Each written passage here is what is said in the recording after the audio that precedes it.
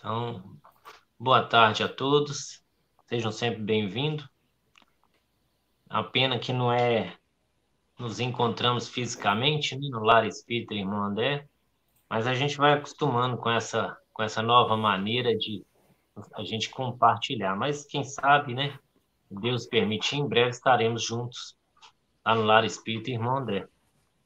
O Lar Espírita Irmão André fica na Rua Urandi, no número 1012, no bairro Concórdia, né?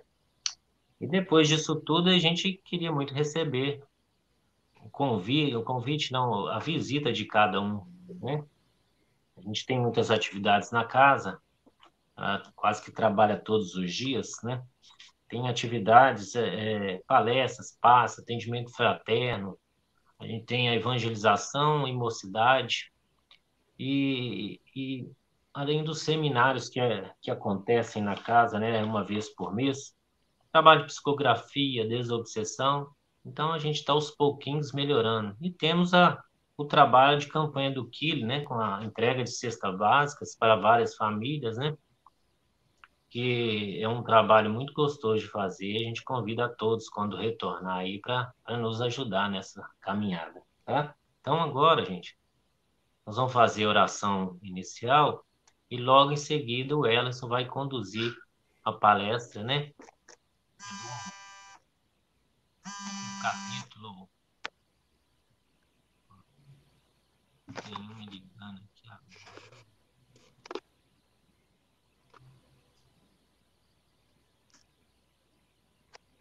Deu uma ligação, apareceu aqui no meio do caminho, gente. Desculpa.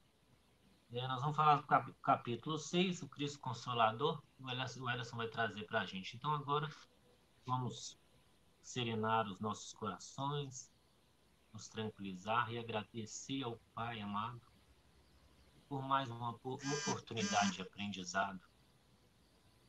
Que Jesus possa nos orientar nos ensinamentos, orientar o palestrante, que possamos colocar em prática todos esses ensinamentos, sempre prestando muita atenção na caridade, pois sabemos que fora da caridade não há salvação.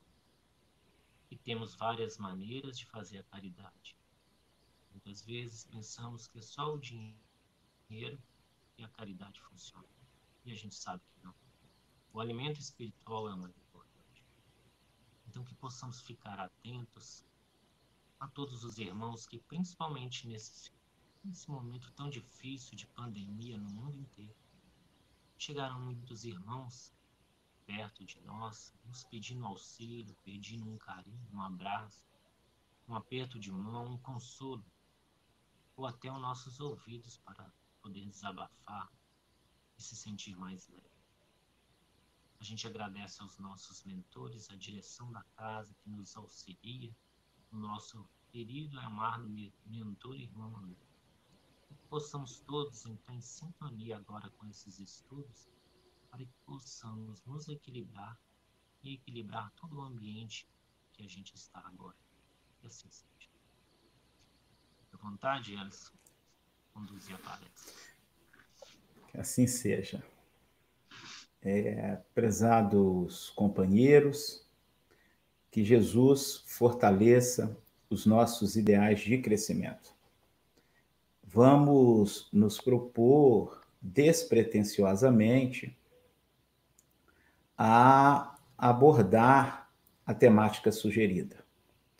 Eu conto, em sendo possível, com a participação dos companheiros, pergunta, comentários. Eu consigo acompanhar alguns comentários aqui e, se eu puder responder e traduzi-los para os demais ouvintes, eu farei, tá bom? Então estejam muito à vontade para participarem conosco. Eu me chamo Ellerson e, se vocês quiserem também entrar em contato pelo e-mail que está em tela, ellerson.marcio@gmail.com, Assim que tiver um tempinho, falaremos a respeito. Serão, então, como eu disse, considerações despretensiosas em torno de um tema muito importante, sobre o qual precisamos, os que estudamos o Espiritismo, sedimentar ideias. É um tema que se encontra abordado por Allan Kardec no livro O Evangelho segundo o Espiritismo. O Evangelho segundo o Espiritismo, como é de nosso conhecimento, é uma obra que vai abordar as consequências morais da mundividência espírita. Esse capítulo vai nos dar uma noção disso. Mas um primeiro ponto que eu gostaria de trazer à consideração dos companheiros é este: da mundividência espírita resulta uma moralidade. Por outras palavras, da forma pela qual o Espiritismo interpreta a realidade, decorre uma proposta de viver no mundo.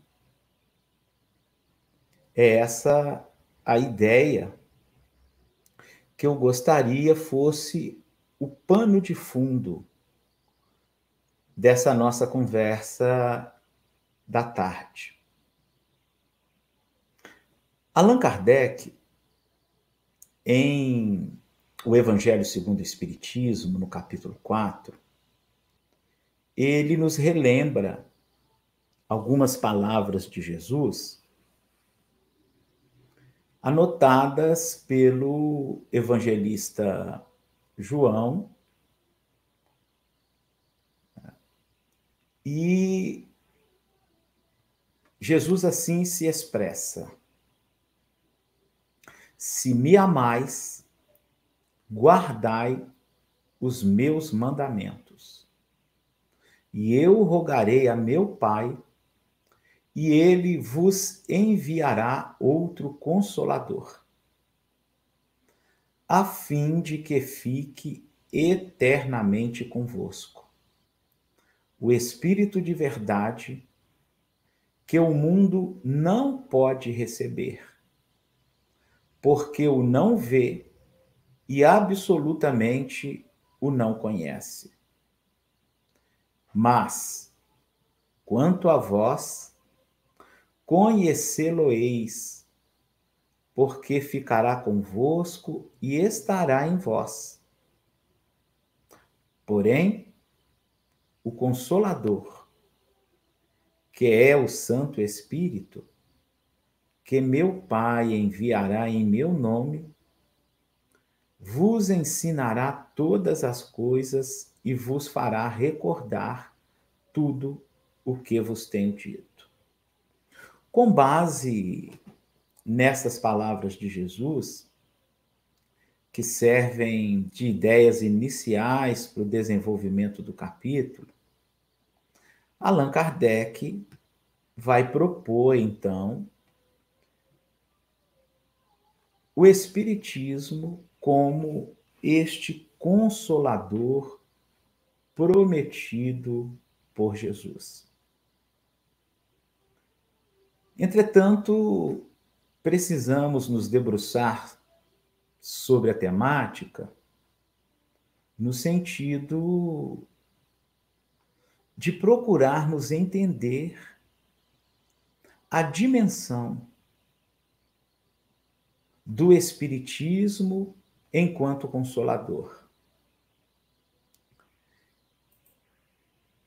E então Allan Kardec vai nos propor algumas ideias que intenciono discutir com os companheiros nesse momento, para que alcancemos esse entendimento da feição consoladora do Espiritismo. Nós lemos assim, então, no capítulo 4 de O Evangelho segundo o Espiritismo. Bem-aventurados os aflitos, porque eles serão consolados. Aí Allan Kardec propõe uma pergunta interessante, né? Mas como pode-se ser feliz estando em sofrimento? E mais ainda, se não sabemos por que sofremos. São questões que precisamos firmar ideias, né, no sentido de entendermos a proposta do Espiritismo. E Allan Kardec, então, vai fazer referência para explicar a consolação proporcionada pelo Espiritismo à principiologia espírita. Então percebam, meus amigos, que o consolo se atrela à concepção que o Espiritismo nos propõe da realidade, ao conceito que o Espiritismo fornece de nós mesmos, dos outros, das circunstâncias, do destino, da dor, do ser, da vida em geral. Então, Allan Kardec vai sublinhar que o Espiritismo revela que a causa está nas existências anteriores e na própria destinação da Terra, onde o homem expia o seu passado. Então percebam que nós temos um princípio que nos ajuda a conhecer a causa do sofrimento, das dificuldades que enfrentamos cotidianamente. Então, a reencarnação vai lançar luz sobre essa questão do sofrimento. Mas é preciso que a gente entenda, e Allan Kardec vai propor esse entendimento no próximo capítulo, que é no capítulo 5, que nem todo sofrimento resulta de ações praticadas em existências passadas.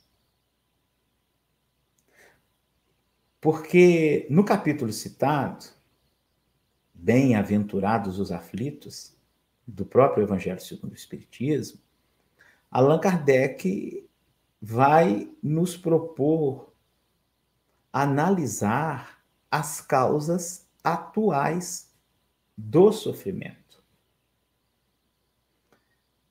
Então, nós precisamos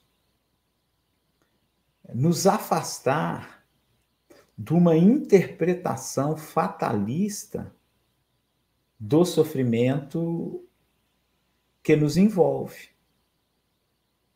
Ao meu sentir, o movimento espírita, parte dele, parece propor esse entendimento, né? Ao meu sentir equivocado. Vejam que, ainda que a causa do sofrimento seja em existências passadas, ou se origine na existência atual, nós temos aí um componente que não podemos perder de vista, que é a da liberdade, né? E um outro, que é a da concepção que o Espiritismo nos apresenta de Deus. Notadamente, o atributo justiça e bondade. Deus, então, não castiga, não premia. É importante não perdermos de vista essas considerações, né? Mas a reencarnação vai lançar luz para o entendimento do sofrimento. Não nos equivoquemos, que permeia a vida de todos, que nos vinculamos ao planeta Terra, notadamente os encarnados. Então, veja, nós temos aqui um princípio que informa o tema tratado por Allan Kardec. É a reencarnação. É preciso que a gente entenda a reencarnação como mecanismo da justiça divina. É bem assim. Então, quando os espíritos, em O Livro dos Espíritos, nos apresentam a reencarnação, eles vão nos informar que ela se baseia na justiça divina e na revelação. A propósito das questões 171 e seguintes de O Livro dos Espíritos. Então, pela reencarnação, nós temos a consubstanciação, né, da justiça divina. Então, dentro dessa visão, né, de não castigo e de não premiação,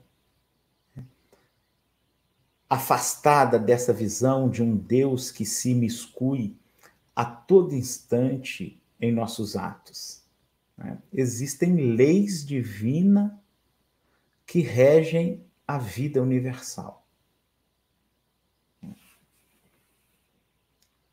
Então, o Espiritismo, ele vai nos propor uma ideia da destinação da Terra, né? E essa destinação da Terra, ela se vincula ao estado moral dos espíritos que se ligam ao planeta, encarnados ou desencarnados. É bastante discutido no meio espírita a posição de planeta de provas e expiação da Terra. Então, a Terra é um planeta onde os espíritos provamos e expiamos o nosso passado. Enfrentamos provas, tendo em vista a necessidade da nossa evolução, e bem assim expiamos os equívocos cometidos por nós, né, em outras existências. O Espiritismo nos revela o objetivo dos sofrimentos, nos mostrando que eles são crises salutares que levam à cura. São a purificação que assegura a felicidade nas existências futuras. Meus caros, no primeiro capítulo de O Livro A Gênese, Allan Kardec, em tratando da concepção que o Espiritismo nos oferece de Deus, vai relembrar a misericórdia divina. Nesse passo, que gizamos, importa trabalharmos a ideia de que Deus não castiga. Sofrimento, então, não é resultado de um castigo divino. Deus educa. Os homens, e estou me lembrando aqui por oportuno de uma fala do Espírito Meimei, ela diz assim que o julgamento é dos homens, a justiça é divina. Então percebam, é uma crise salutar, por mais dolorosa, por mais emblemática, por mais cause lágrimas, por mais difícil, é uma crise salutar que assegura a felicidade em existência futura. É um mecanismo que nos encaminha para a felicidade. Castigo, por si mesmo, não faz isso. Porque o castigo, por si só, é uma expressão da violência. E em momento algum poderemos conceber Deus num ato de violência, em qualquer sentido.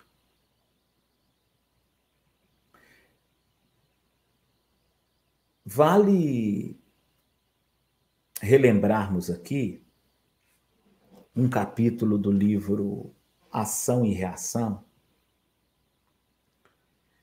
em que André Luiz se debruça a estudar um caso de um indivíduo que ele nos dá a conhecer na obra como Barão de S. O capítulo se intitula, salvo equívoco, estou me lembrando aqui na oportunidade, débito estacionário. Nós vamos aprender ali com André Luiz que sofrer por sofrer não adianta para a evolução espiritual. Eu estou problematizando aqui, tá, meus caros? Se a gente sofre e não atinge a educação pela qual o sofrimento se apresentou, é provável que a gente continue chorando, continue na dificuldade. Enquanto não nos reformarmos interiormente,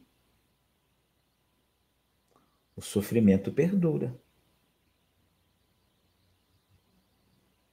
Sedimentada a transformação moral, os sofrimentos há de cessar. É o que aprendemos também nas linhas de um texto importantíssimo do Espiritismo, que precisa ser constantemente estudado por nós, que é a proposta, né, da penalidade na visão espírita, Código Penal Espírita. Está lá no livro O Céu e o Inferno. Eu remeto os amigos ao estudo do texto. E tem aquela outra passagem ainda com relação ao sofrimento, né, gente, do Evangelho. É Jesus quem nos diz que o amor cobre uma multidão dos pecados. Todos temos uma ideia do que o Espiritismo nos fala sobre o pecado, né?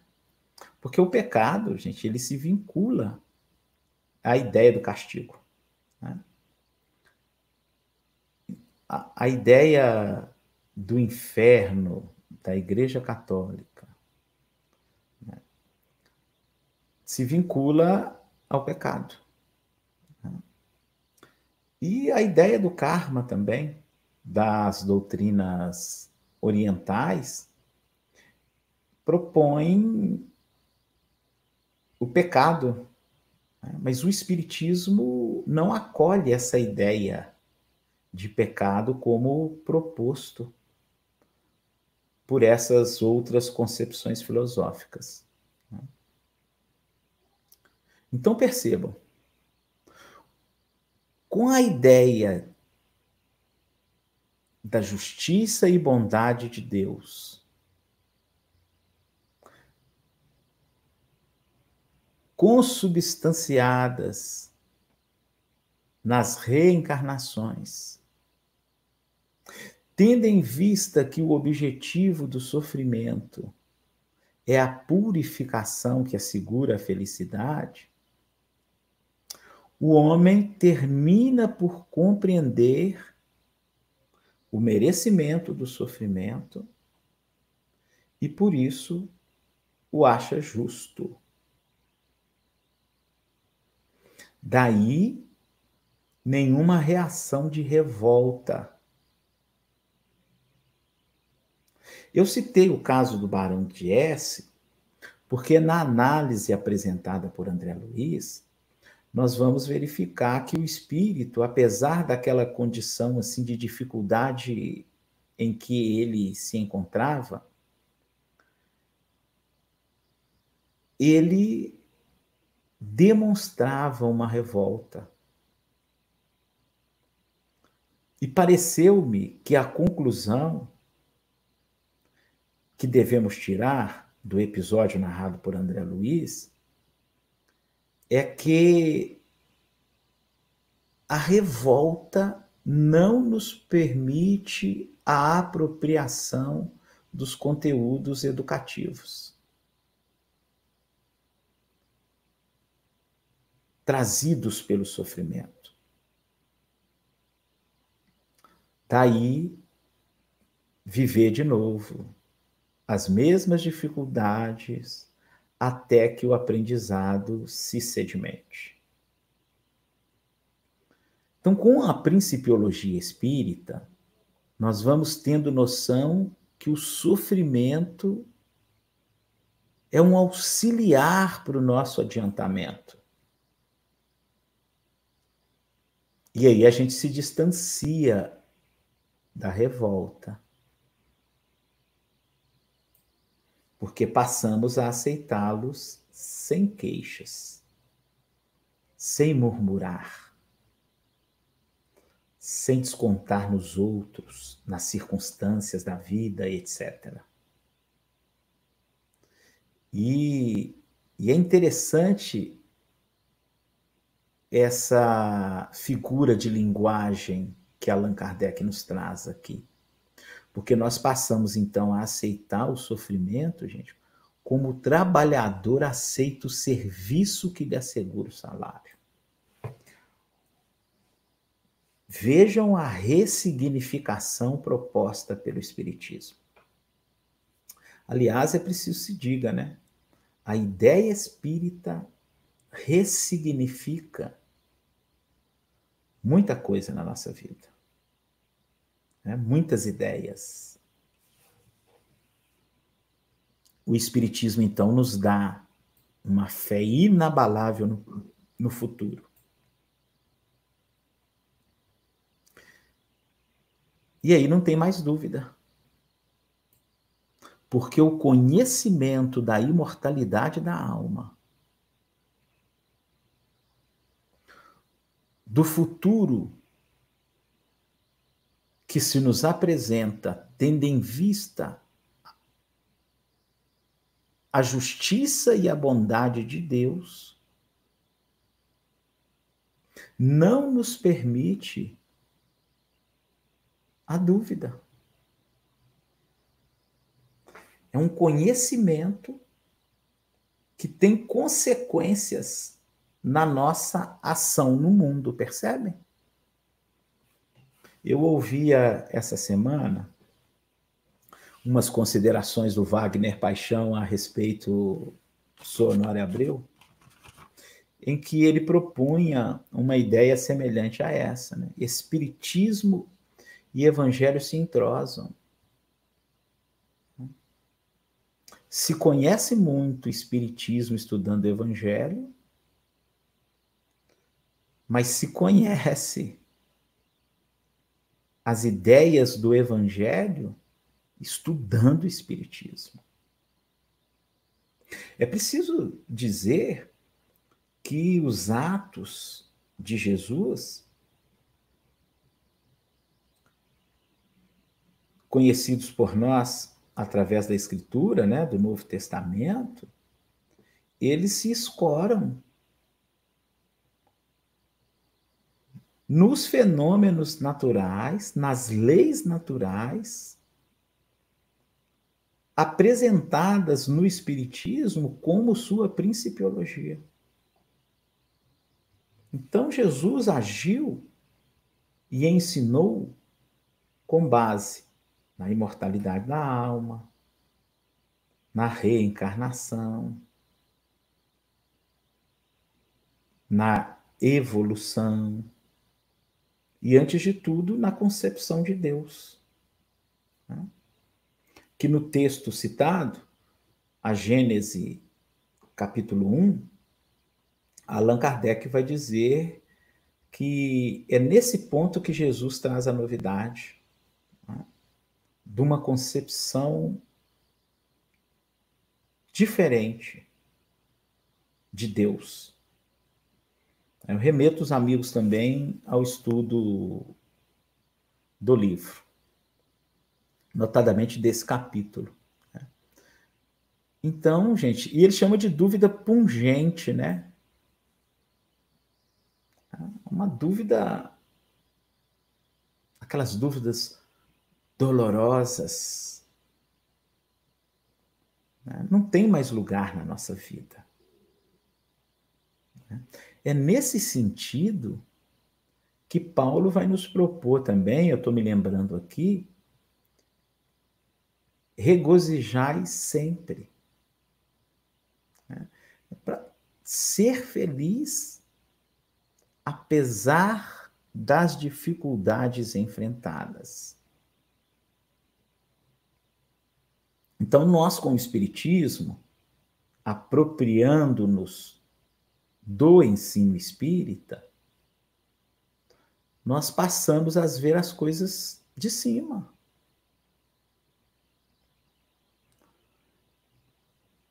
E não dispensamos mais importância às vicissitudes terrenas,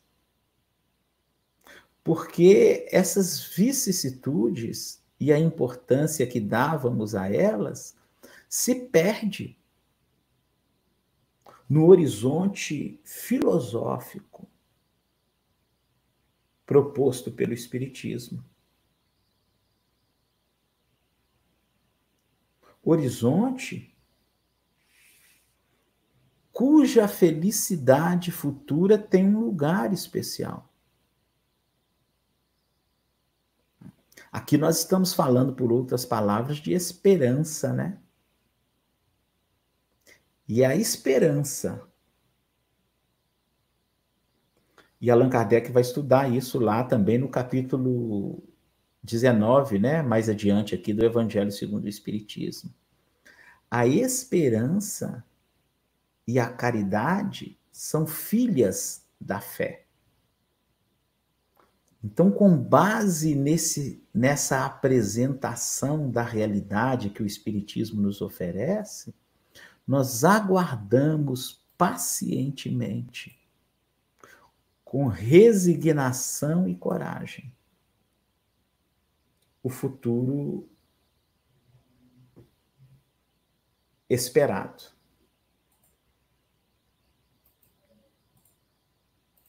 Vamos continuar aqui. Deixa eu só apagar essas marcações. Eu sublinhei as palavras de Allan Kardec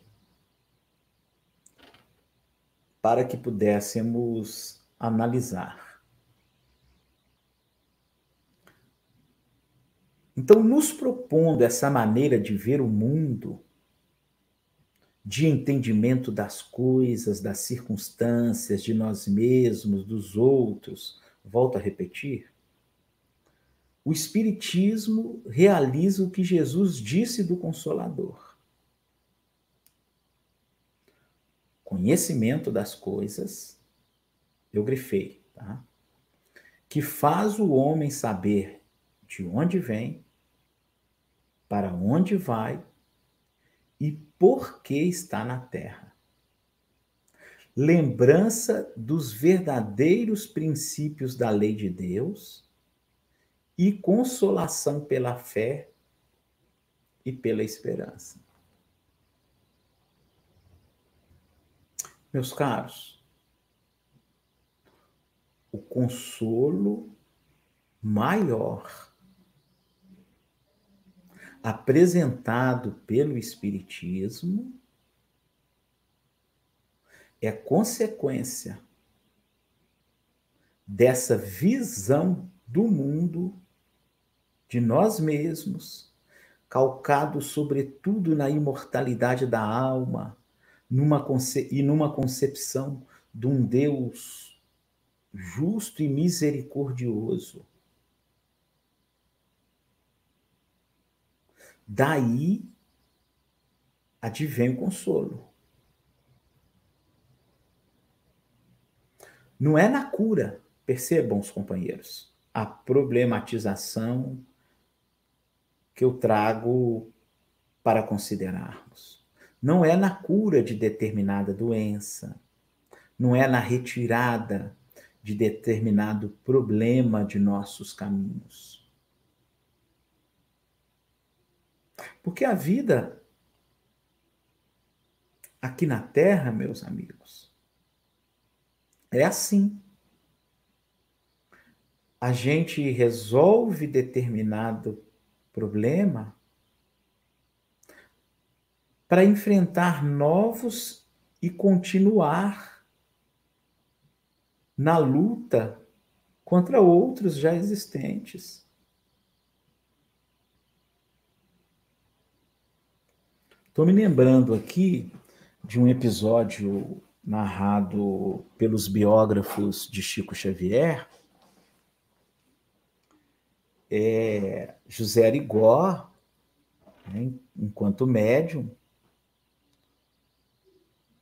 chega para o Chico e propõe a ele, né, o espírito Freitas, propõe a ele resolver o problema de vista dele.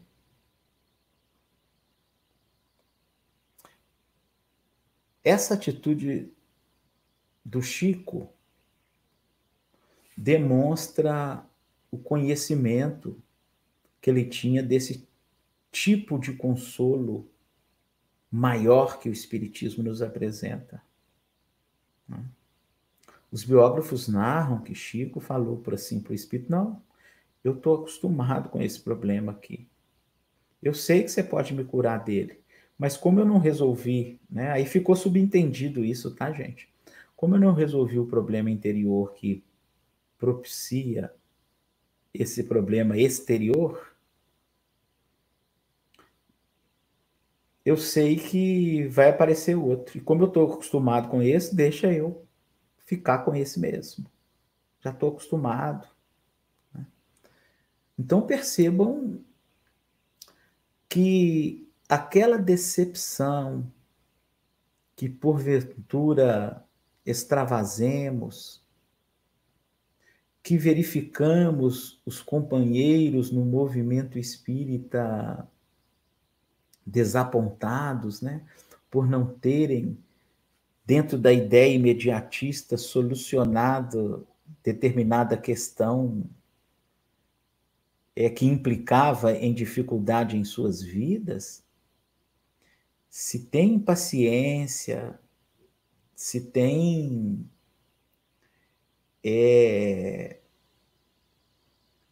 tristeza por conta disso, ao meu sentir, isso se deve ao desconhecimento disso que o Espiritismo nos propõe enquanto consolo da doutrina espírita. Então, vejam, esse conhecimento, meus amigos, é instrumento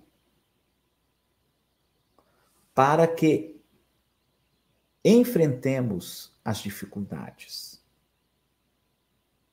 solucionando-as de tal forma que nos eduquemos espiritualmente. Não é definitivamente retirar o problema, a doença, a dificuldade financeira, o problema afetivo, num passe de mágica. Já vi companheiros desconsolados com o Espiritismo por conta disso. Eu faço campanha do quilo há tanto tempo e vai acontecer isso comigo?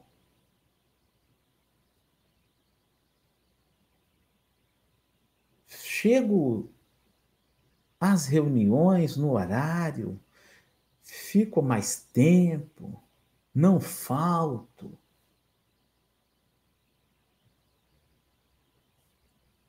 Gente, não há privilégio no contexto das leis divinas. Há, sim, necessidade de transformação. E percebemos? É em função dessa necessidade de transformação espiritual que o sofrimento se apresenta. Então não tem essa de passe de mágica. É de recorrermos aos espíritos para solucionar questões que nos são próprias. Evidentemente, nós temos os bons espíritos, o nosso anjo guardião, a nos tutelar, a nos aconselhar. Mas não vamos confundir essa aproximação em função da misericórdia divina desses espíritos amigos com a obrigação deles resolverem os problemas que nos são próprios. Afinal de contas, nós reencarnamos para isso. Né? Eu estou me referindo aqui, sobretudo, àqueles problemas que trazemos de outras vidas, né? Mas serve também para aqueles problemas que a nossa incúria, a nossa ociosidade, a nossa desatenção para com as coisas importantes da vida, nos apresentam nesta vida mesmo, né? Então vejam, meus amigos, grifado. A consolação, ela vem pela fé e pela esperança.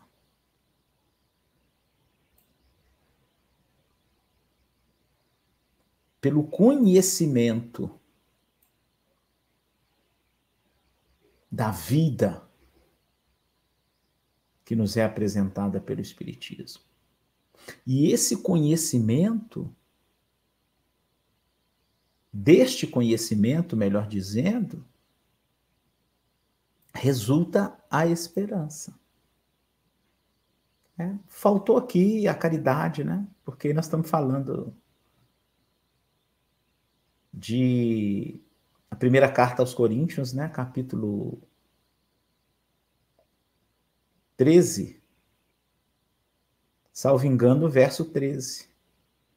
Restam, pois, a fé, a esperança e a caridade.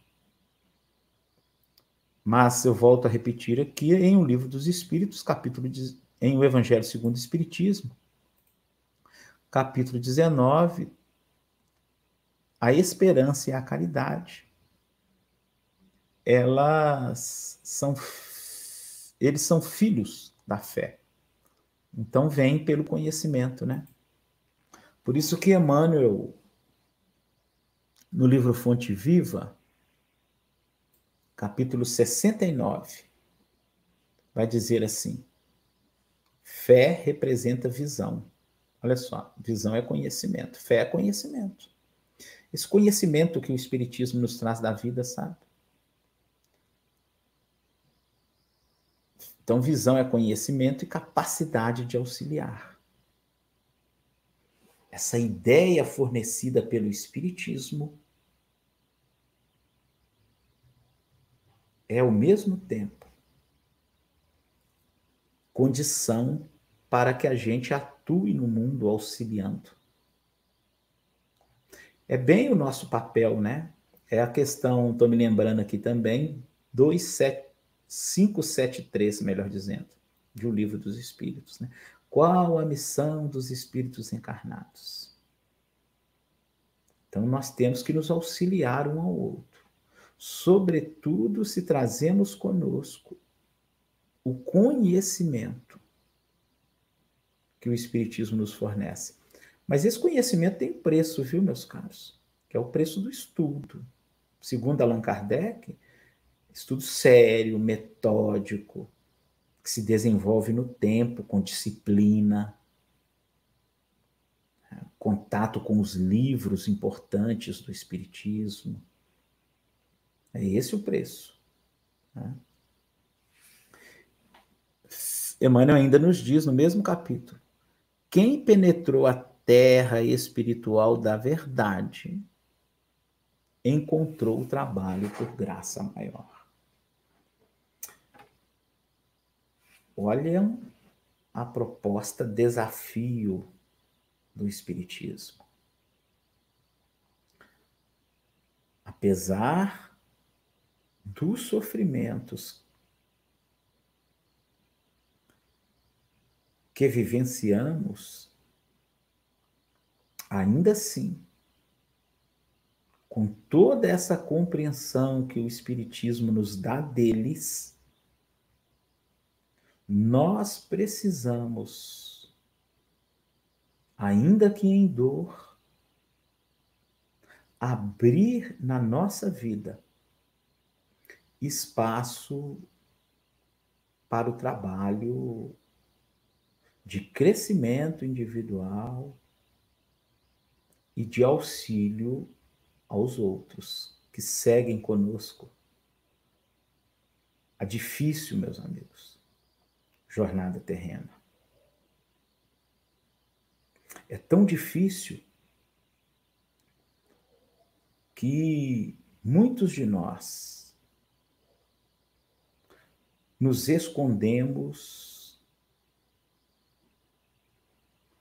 por detrás dos muros da ilusão. E o sofrimento vem nos tirar dessa zona perniciosa.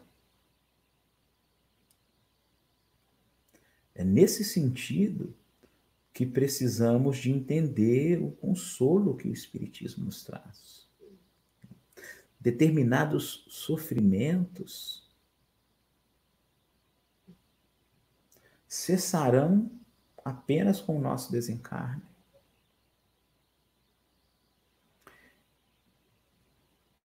E dependendo da forma como vivenciamos o enfrentamento desse sofrimento, eles poderão continuar para além do nosso desencarne.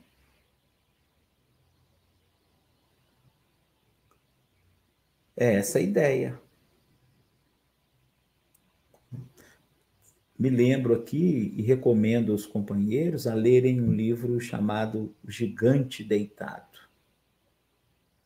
Uma verdadeira lição de vida. Né? A própria vida do Chico, né, gente? Esse livro do Carlos Alberto, que nos conta, né, que Chico não é Allan Kardec. E olha que tem gente levantando essa bandeira até hoje, né, fugindo dos assuntos importantes do espiritismo no movimento espírita, falando de data limite. Quando a gente, no movimento espírita, entra para essas questões, nós estamos fugindo da proposta aí, desse entendimento que o espiritismo está nos oferecendo, por exemplo, do sofrimento. E com esse entendimento, gente, esse entendimento, melhor dizendo, carrega consigo uma proposta de vivência diante da dificuldade, né? Escorada aí na esperança, na paciência, né? Nessa visão que a gente tem de Deus, né? A bondade de Deus em nossas vidas.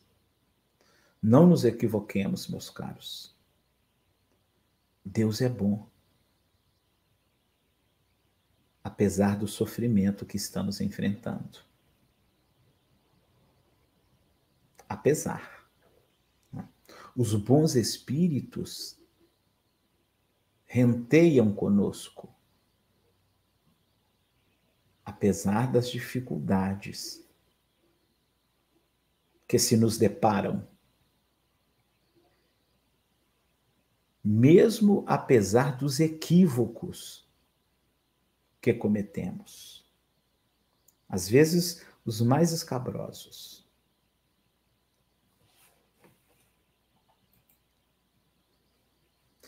Aí, gente, ó, o advento do Espírito da Verdade, né? Eu grifei algumas questões aqui, ó.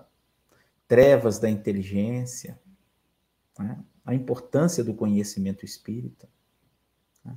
Para a gente não afastar a tocha, a luz. Olha que interessante, tocha é luz, era um instrumento para iluminar. E todo mundo sabe, né, da raiz do conhecimento, que é luz, né? Paris era conhecida como cidade-luz por conta do conhecimento, né? Proporcionado pelos estudiosos que lá viviam na época, né? Pelo fomento do conhecimento. Então nós precisamos, gente, em agradecimento a Deus, estudar o Espiritismo, para nos apropriarmos dessa compreensão de vida, né? Porque esse conhecimento ilumina a nossa rota e nos reconduz, perdidos que nos encontramos, ao seio do Pai, né? E ainda o Espírito da Verdade vai nos propor, né? Espírita, amai-vos, eis o primeiro ensinamento.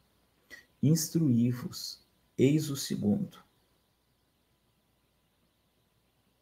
Então, meus caros, Allan Kardec começa o capítulo falando do consolo que o Espiritismo nos apresenta, pelo seu conhecimento, e nas instruções dos Espíritos eles nos propõem a ideia de, olha, apesar do sofrimento, você já sabe a causa do sofrimento, você sabe o objetivo do sofrimento, então se proponha a amar, se proponha a aumentar o seu conhecimento. Meus amigos, são dois ensinamentos. Em determinadas traduções, a gente lê mandamentos, né? Mas mandamento ou ensinamento, a gente precisa de fugir da digressão. No movimento espírita, o amor é mais importante, instruir. Essa briga tem que passar, esse momento tem que passar, né? Na nossa vida. Nós precisamos do trabalho do amor e precisamos do trabalho da instrução.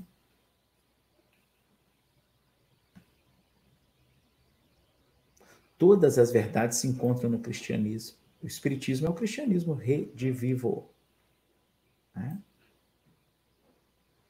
Os erros são de origem humana, percebam. Então, os equívocos, e constrange dizê-lo, né? O movimento espírita tem equívocos.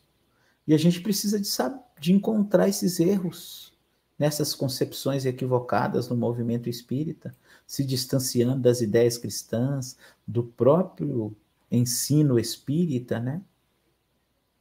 Mas a gente precisa discernir, diferenciar essas questões que se enraizam como erro humano e não nos deixarmos confundir. Porque apesar dos equívocos humanos, os espíritos superiores nos apontam um conhecimento que, quero acreditar, só saberemos avaliar depois do nosso desencarne. Meus caros, são essas as despretensiosas considerações que trouxe para a nossa análise. Passo a palavra para o nosso dirigente, rogando a Jesus, fortaleça os nossos ideais de crescimento.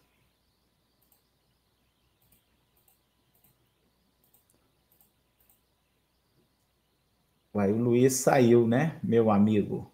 Vou te mandar o convite aí de novo, hein, para você entrar. Ah, tá, é para eu fazer a prece, né? Então tá bom, meus amigos. Vamos fechar os nossos olhos,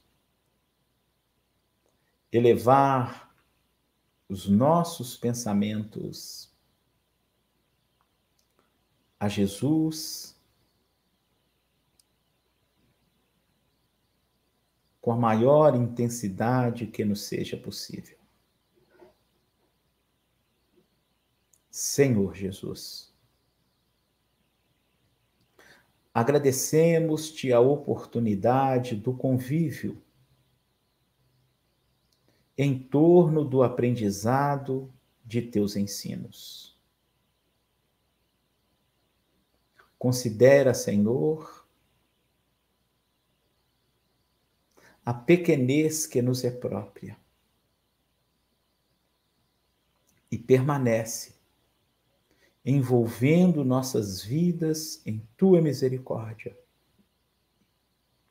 apontando-nos o caminho a seguir. Clareia, Senhor, nossa visão. aquieta nossas emoções tumultuadas, pacifica nossas mentes, despeça-nos em tua paz. Que assim seja. Fiquem com Deus, meus amigos.